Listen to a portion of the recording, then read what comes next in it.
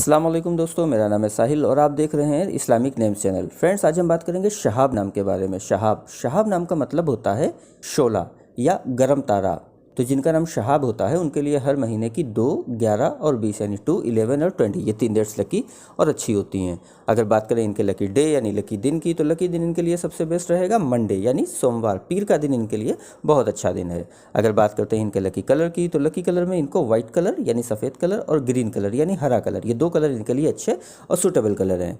अगर बात करते हैं इनके लकी स्टोन की, तो लकी स्टोन में इनके लिए मोती यूज़ करना चाहिए इनको। मोती यानी पर्ल बहुत अच्छा बेनिफिशियल स्टोन रहेगा इनके लिए इंशाल्लाह।